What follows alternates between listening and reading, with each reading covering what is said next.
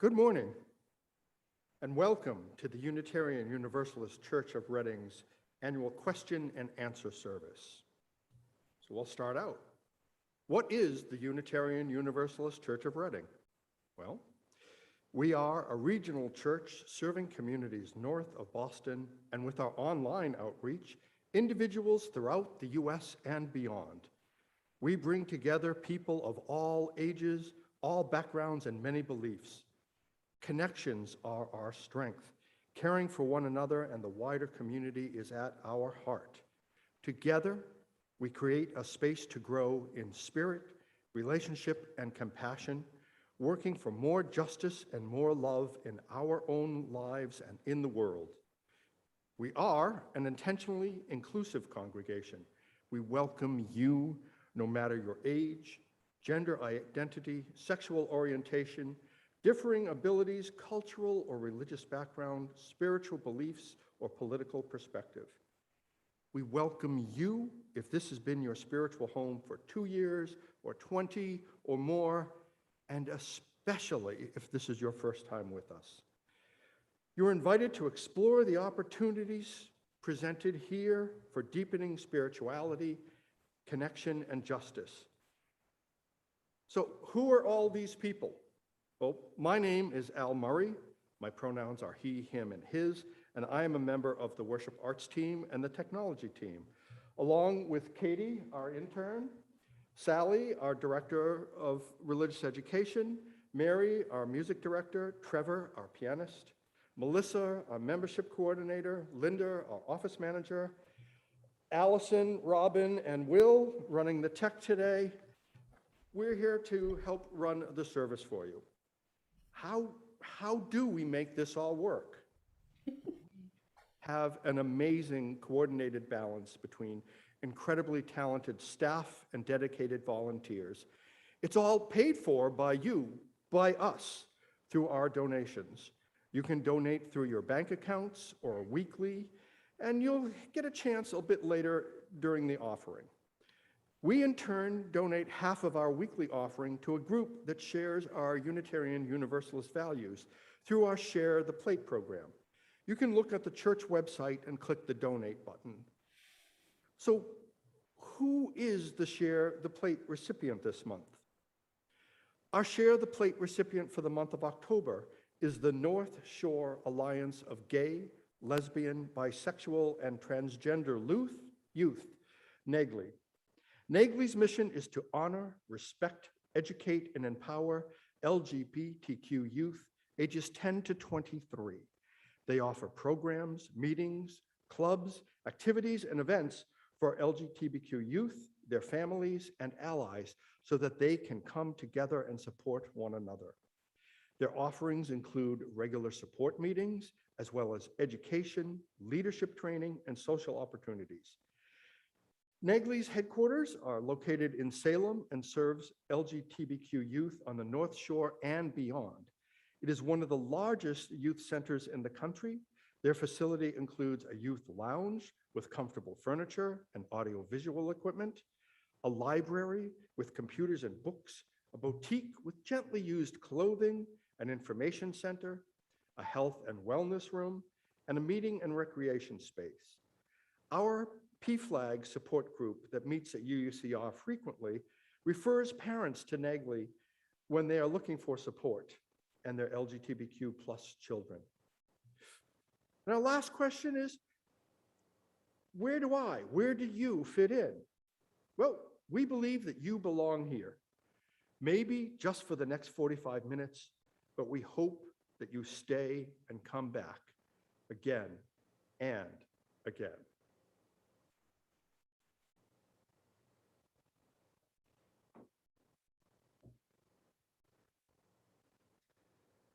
Good morning, everyone. I am Katie McQuaige-Lucas, your ministerial intern here at UUCR, and my pronouns are she and hers. Leave aside the little thoughts that distract you, for this place, like all places, is a holy place, and now, like all times, a holy time. Join with this community of seekers, and together let us find. Please join in our chalice lighting and affirmation. The words are in the order of service and in the chat.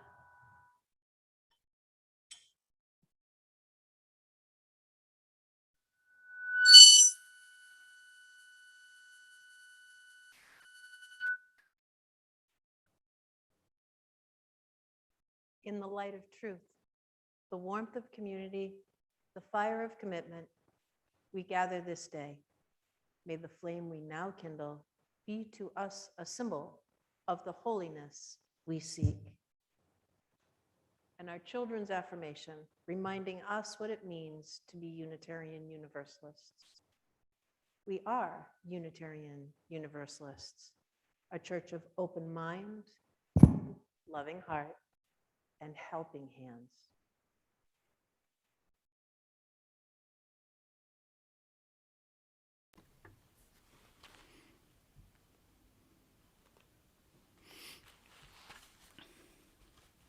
Good morning, everyone. I'm Mary Cunningham. I'm the music director here at UUCR, the Unitarian Universalist Church of Reading, and I am very happy to be with you again this morning, although we are all in different places yet again.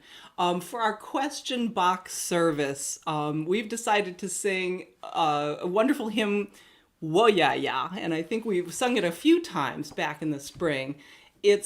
It asks the question, where are we going? And the answer in the lyrics is, heaven knows where we are going, but we know within. So I think it's a very good song for us as we are going through our transitions as a community ourselves. So please, won't you sing with me the hymn 1020, Wo Ya Ya.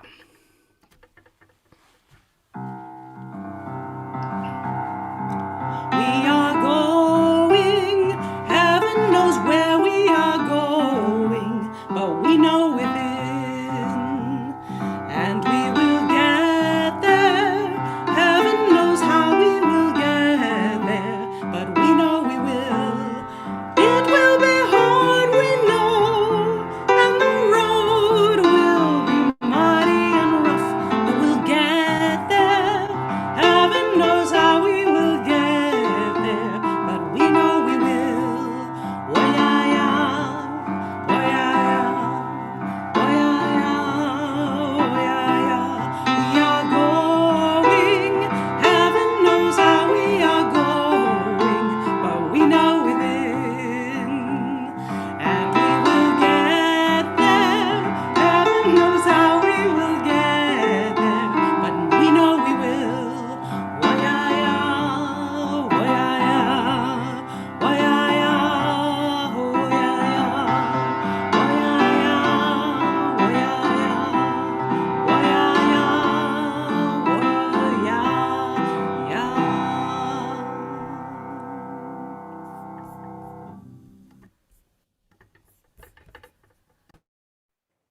You may remember last week we talked about the symbols we see around our chancel. The chancel is this platform up here that looks like a stage, but isn't.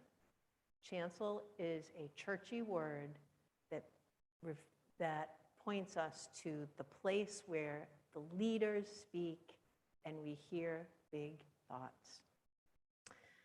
We looked at each symbol last week and heard about the religions or stories that they represent.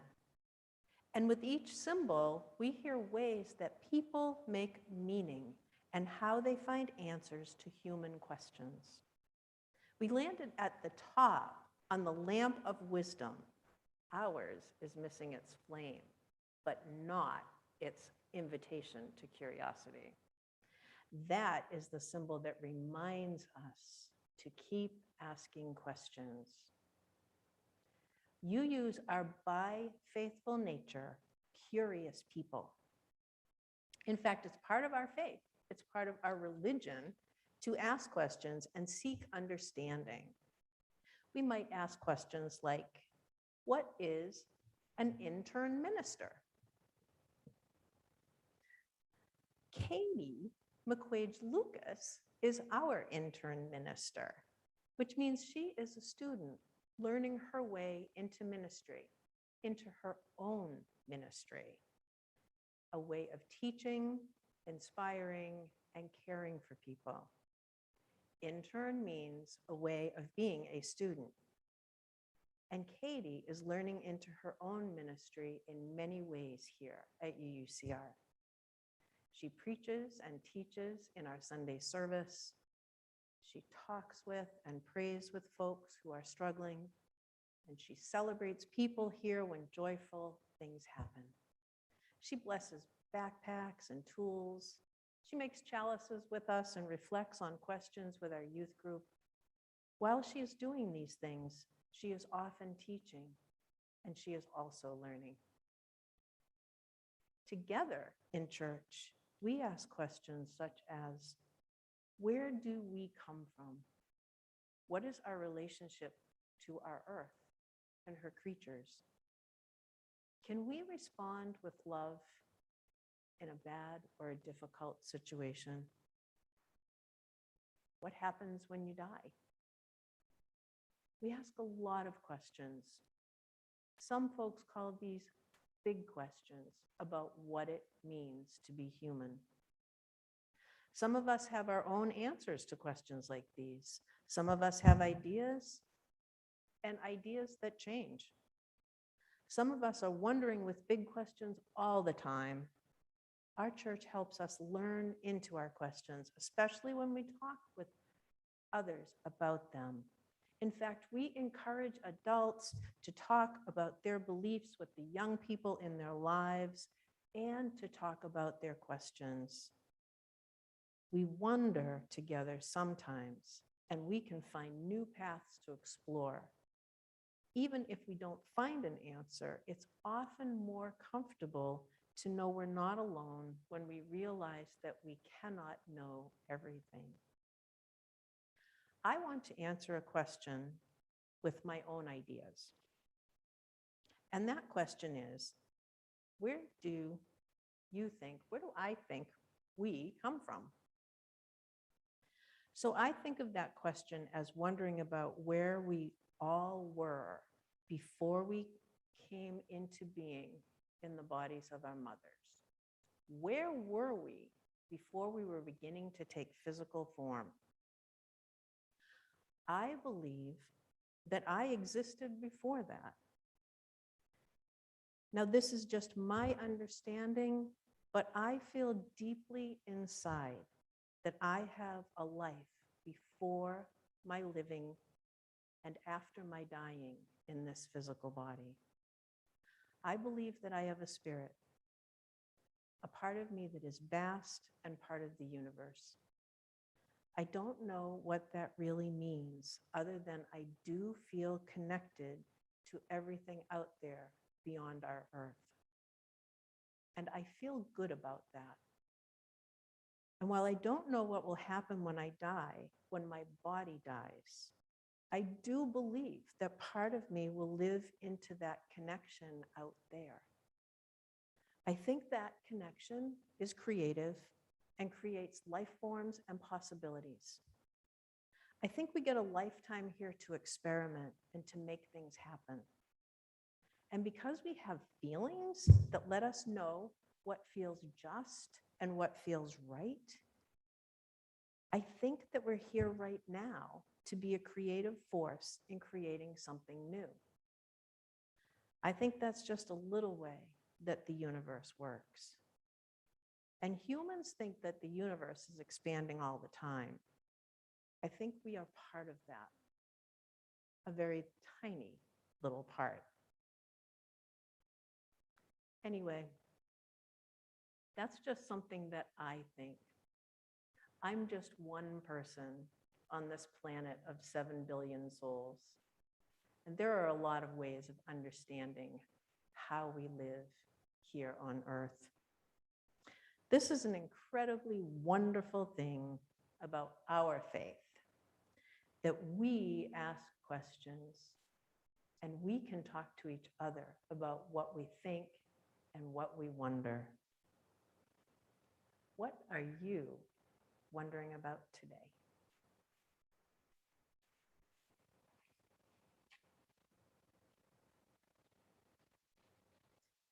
When we meet together We light candles. Do you remember? We come forward as beautiful music plays. We light candles to represent happinesses and sadnesses, big ones and little ones. We also light candles for our disappointments, our frustrations, our hopes, and our wonderings. Let's take this time to take a deep breath, find our feet on the floor or our back against a chair or a surface, find our own heartbeats. When we come together, we each bring our stories, our curiosity, our sparks of being human here on earth. We begin our prayer time lighting our candle of community. We come together as a community of memory and hope, bringing to this moment all who we are. We hold near in our hearts those who accompany us, those near and far, those with us in spirit, and those with us in memory. Today, we name the passing of dear friend and member Jamie Mon, who died last Thursday. Jamie was a longtime friend and member of this congregation who shared his wisdom and his love of learning and curiosity. Jamie also shared a commitment to learning how our choices impact the world. We light our candle of community, honoring Jamie and everyone who is with us, who has ever been with us, who is indeed part of this community. For all who have shared our lives today and all who will.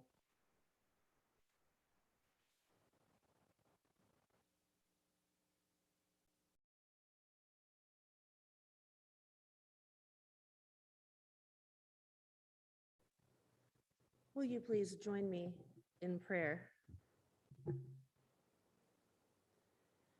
Infinite mystery, you hold us and we move through you, and it is our hands that bring you into being. This week, we have lost 700,000 lives to COVID, a number beyond our reckoning, too great to truly fathom. This morning, we hold in our hearts all of those lost lives and all the families feeling the pain of absence. We hold in our hearts the 13,000 Haitian immigrants at our border and the many thousands in Colombia and Panama striving to reach this place. We hold them in our hearts in love and in hope and in solidarity. We hold in our hearts this morning the family and loved ones of Jamie Mon, knowing his absence will be felt in multiple communities and organizations, not only in our own. We hold them in love, and we hope that they will know they are not alone in their sorrow. As we continue to live in this pandemic, in times of economic pain, in times of migration, we hold in love and solidarity all of those who sorrow, all who are lonely, all who are struggling, all who are hopeless. We pray that we might embody love and courage and compassion and care to strengthen our communities and our relationships. We pray that we might be the ones to do your work, mysterious Spirit of life, to embody you for all who are in need. This morning, we lift up a prayer for Rosemary Kirstead for healing and hope as she continues to seek a diagnosis. Spirit of life and love, be with us this morning in our gathering. Help us to do the work of building beloved community. Help us to find steadiness amid uncertainty, to find comfort in ambiguity, knowing all questions cannot and will not be answered in our lifetimes, but hoping that we may yet find what we need on all our many journeys. May it be so, and amen.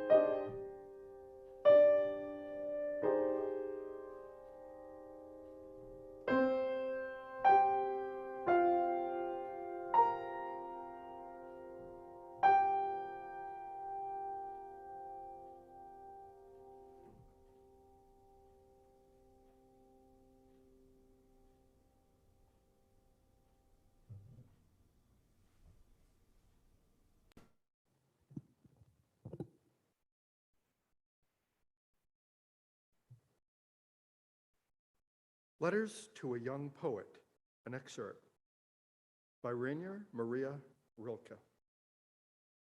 I want to beg you, as much as I can, to be patient towards all that is unsolved in your heart and to try to love the questions themselves, like locked rooms and like books that are written in a very foreign tongue.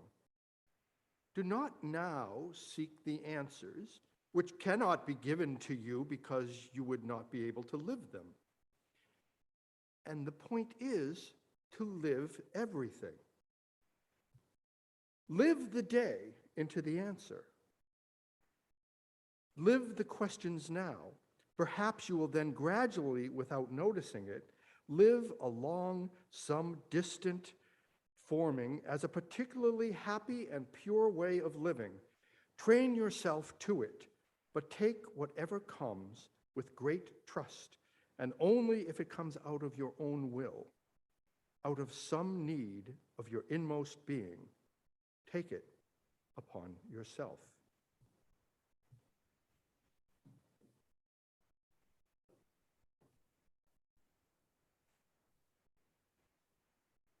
So we've got a couple of different questions today, and the interesting thing is that in addition to popping up in the question box, many people have been asking me the same handful of questions over the past couple of weeks.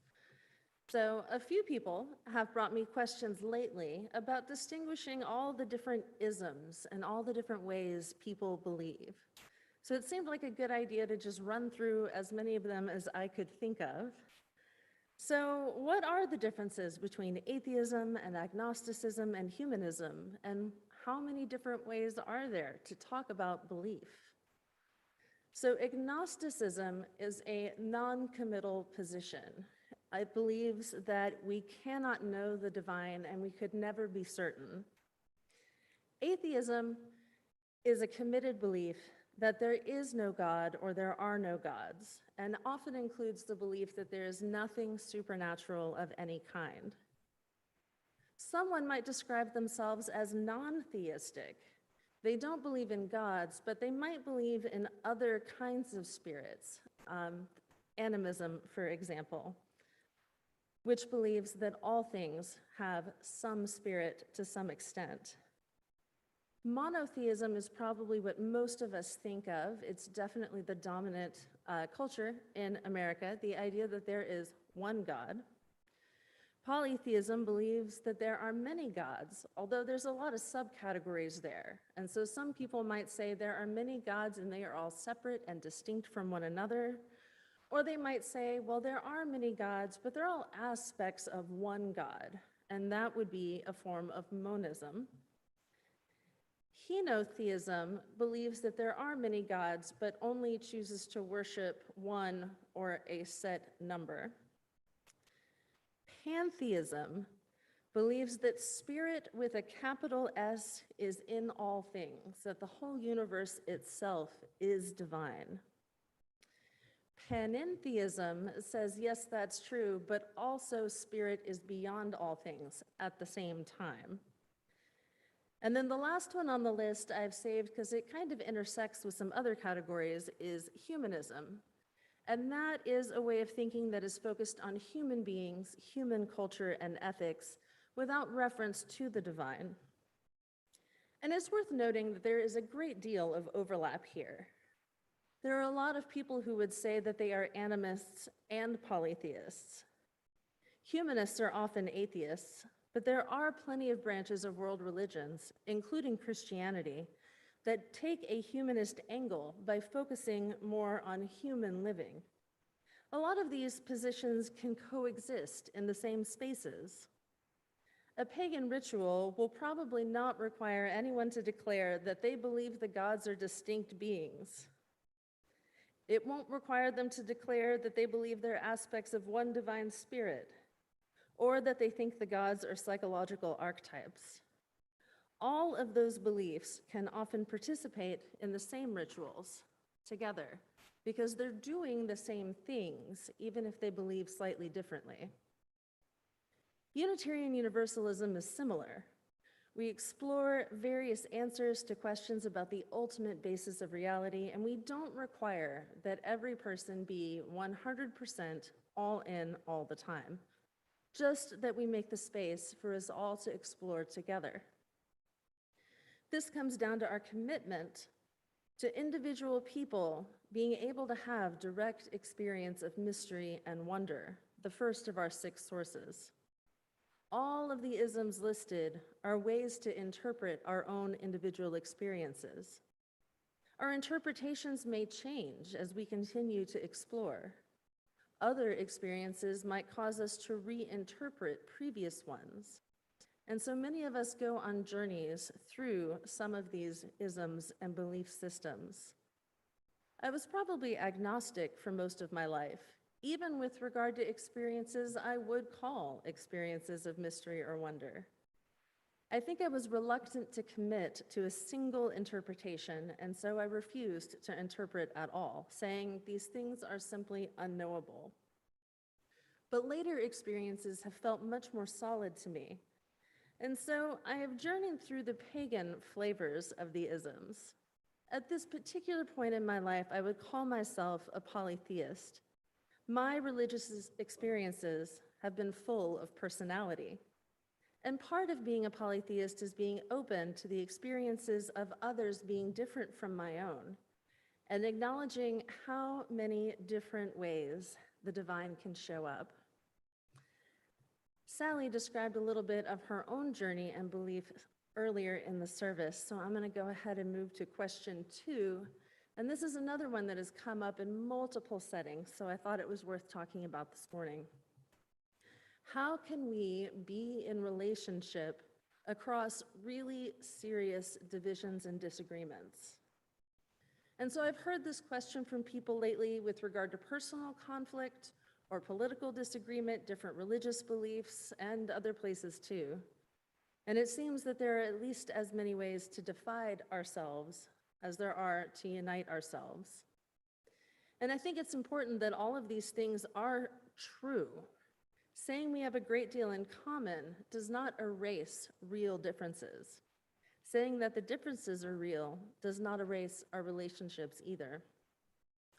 I took a class 2 years ago at Boston University designed to explore all of the different ways people think about racism, as an example. And the exercise we did every week was to try to slip into the mindset of somebody very, very different from ourselves. And we would ask ourselves, what is important to this person? What does this person know to be true? That last question was where we found most of our differences. We might consume different media or trust different experts, and so we end up with really different worldviews, believing that different things are true. But that first question, the one about values, was where we often found perhaps uncomfortable similarities. I don't necessarily want to think that I share so many values with someone who holds what I think is an abhorrent worldview.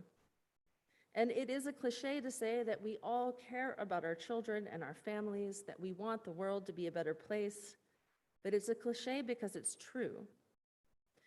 And I think this is where we have to start when we're trying to navigate difficult relationships. Arguing about facts isn't going to get us very far if we're trusting different sources and different experts. But there is a place of empathy where we can talk about our shared values. Of course, shared values are not always enough. If we are really and truly in different worlds when it comes to what we believe to be factual and true, there may not be a way to bridge that gap. I think we all as individuals have to decide what we are able to handle in those harder places. Sometimes the most loving and kind thing we can do is to set boundaries. Sometimes the loving response is no. And that's one of the hardest places to be because there isn't an easy answer. And now I'll invite Sally up to share her perspective.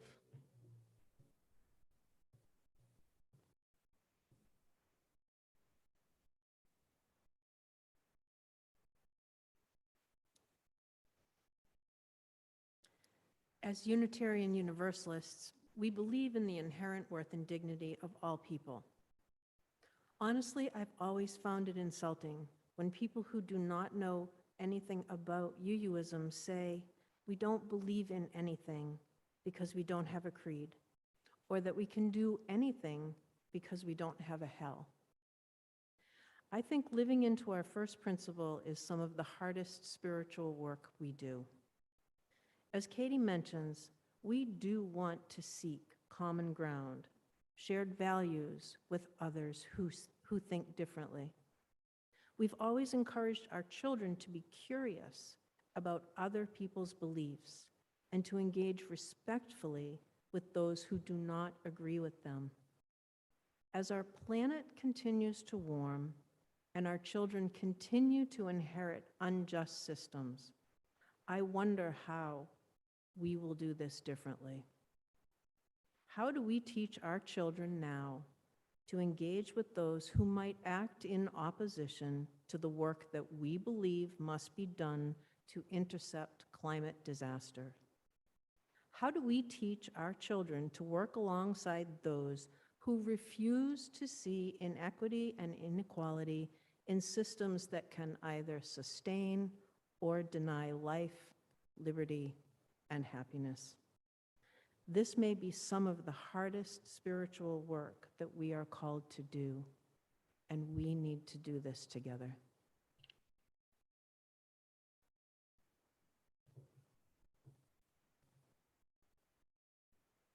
The third question, the last question, is certainly one that I've heard in a lot of places, including a detailed one in the question box. And I want to preface this by saying this is just my own perspective. The team that's working on this brings a variety of different ones, but I can share my own answer to this question. Why are we not yet meeting together on Sunday mornings? I can say that we were planning on it. We were aiming to be in person, and then the Delta variant had the whole reopening team second-guessing ourselves. I would remind us that not every single person in this congregation is or can be vaccinated. There are those whose medical conditions will not allow it, or perhaps that just means a vaccination is less effective for them. There are many who are too young to be vaccinated. And both of those groups have people around them who are vaccinated but still worry about exposure. I myself am vaccinated, and so if I am exposed, I am not likely to be terribly ill. There's a chance I could even carry the virus and have no symptoms whatsoever. I'm fortunate that my classrooms require me to be tested once a week, but I still wonder, could I make someone else ill and not even know? So every person who cannot be vaccinated is surrounded by people with the same concerns I have, worrying about unknowing transmission. And so that means siblings, and it means parents, it means caregivers and friends. We've gotten some air purifiers for the sanctuary. As many of you know, it's a big box without a lot of ventilation. So making it a safer space has been a concern, and I'm hopeful that this is one more step to move us closer to being together again. But even yet, we still have to maintain distancing, so we can only fit a small percentage of our congregation in the sanctuary at one time. So between people who aren't comfortable coming and not knowing how many people we can even fit in the space, reopening does still seem a little farther away than I would like. I encourage us all to think about the many other ways we can be together. Our small groups can meet, our committees can meet, and there are a lot of church events that aren't happening on Sunday morning. The reopening team is made up of board and staff members, and a few people connected to other committees that are really relevant, like worship and tech. So I encourage you to bring your questions to all of us and to keep asking. But I also hope that you know that we do have the whole congregation in our minds when we think about regathering. We are holding so many different people and relationships, all of which have value. It's difficult to balance the many needs.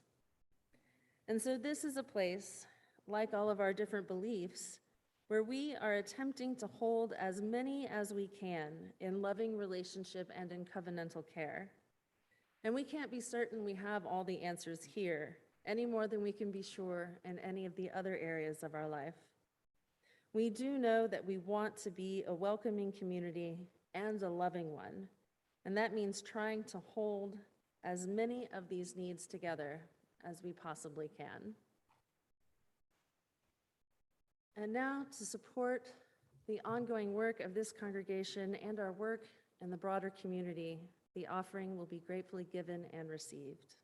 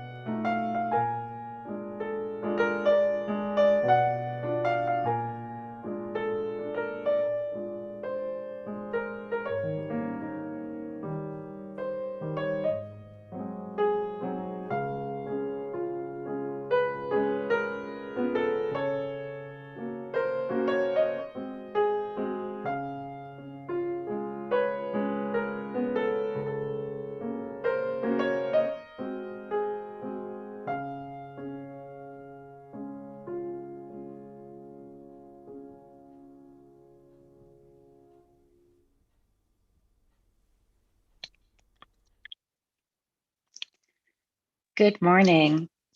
I am Melissa Martin, your Member Services and Volunteer Coordinator. I'm also your Interim Congregational Administrator. My pronouns are she and her. I'm here to invite you to become more deeply engaged in our congregational life. I encourage you to take a look at this month's monthly newsletter, of which all of the details you can find. Please reach out to me if I can help answer your questions. We're now less than 3 weeks from our Kris Kringle Fair. As it is with each year, our fair will be a true success based on the collaborative effort of every congregant in the weeks to come. There are roles both big and small, and we hope that you'll find a way to join us, either supporting the fair online or at our in-person outdoor event on Saturday, October 23rd. We have a few volunteer opportunities for this week that would make a big difference, and we'd love to know if you might be available to help. Maybe you live in a high visibility location in Reading or surrounding town, and you could host a fair lawn sign, or maybe you can take a few flyers to public locations on our list. We still need a few volunteers to help us with our toys and our attic treasures, and especially a dedicated table leader for attic treasures. For our friends and families of all ages, there are many volunteer slots to help us with setup and cleanup. And if you're as excited as I am to see everyone on campus in person, you would make a fantastic reader. I hope you'll join us. For this week in our congregational life, please see our newsletter for all of our programming, including an invitation to join our program council meeting this Wednesday evening. Our program council is a friendly forum for worship, fellowship, and social action committees to share ideas, information, and inspiration. And you don't need to represent a committee to join us. Also this week is our new weekly online small group offering on this month's worship theme, which is cultivating relationships. Each Thursday afternoon in October, Sally will lead an online Zoom to explore the monthly theme, which is reflective readings and questions. And this open group requires no registration. All are welcome. For today, you're invited to join us after service for our social hour, where we will welcome you to socialize or to join a breakout group to learn more about participating in one of these small groups. Later today, families and friends are invited to join us on campus outdoors from 12:30 to 2. This Sunday, we're breaking out the Ferry Beach paints and creating kindness rocks, some to keep and some to offer to our Kris Kringle Fair. This event does not require registration, but we kindly remind you to please remain masked and socially distanced while you're here. And finally, the family of beloved UUCR member Jamie Mon has invited his UUCR friends to join them this afternoon for his celebration of life. Please reach out to me after the service if you need more information. Thank you for being a vital part of our congregational life.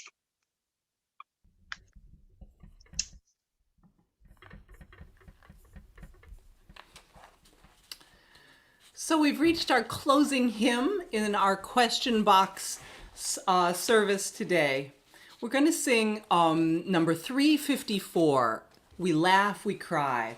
It's written by singer-songwriter and lifelong Unitarian Shelley Jackson Denham. She's written several of our hymns that are currently in our hymnal. And some people say that in these 4 verses, it's long, she's really captured the essence of the Unitarian Universalist experience. Everything from birth to death and all our aspirations and all of our questions are contained in this hymn. And I was thinking, especially the 3rd verse is so poignant this morning as we've lost one of our dear congregants, Jamie Wong. And I'll just read those lyrics that we'll all sing together. Our lives are full of wonder and our time is very brief. The death of one among us fills us all with pain and grief. But as we live, so shall we die, and when our lives are done, the memories we shared with friends, they will linger on and on. So please sing this in honor of all of our dear friends, and especially for Jamie this morning.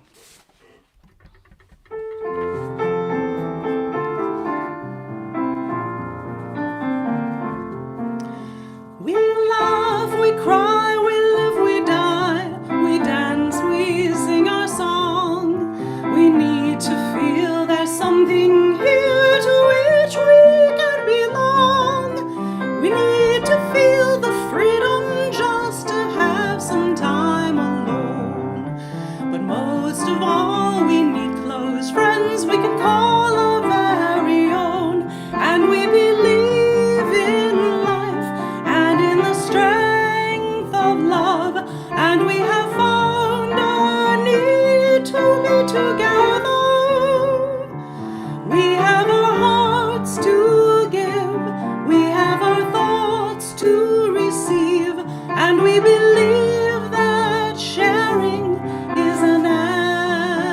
answer. A child is born among us and we feel a special glow. We see time's endless journey as we watch the baby grow. We thrill to hear imaginations freely running wild. We dedicate our minds and hearts to the spirit of the child, and we believe in life and in the strength of love, and we have found a time to be together, and with the grace of age we share the wonder of youth, and we believe that growing is an answer. Our lives are full of wonder and our time is very brief. The death of one among us fills us all with pain and grief. But as we live, so shall we die, and when our lives are done, the memories we shared with friends, they will linger on, and we believe in life and in the strength of love, and we have found a place to be together. We have the right to grow, we have the gift to believe that peace within our living is an answer. We seek elusive answers to the questions of this life. We seek to put an end to all the waste of human strife. We search for truth, equality, and blessed peace of mind. And then we come together here to make sense of what we find. And we believe in life and in the strength of love. And we have found a joy being together. And in our search for peace, maybe we'll finally see, even to question truly is an answer. May it be so.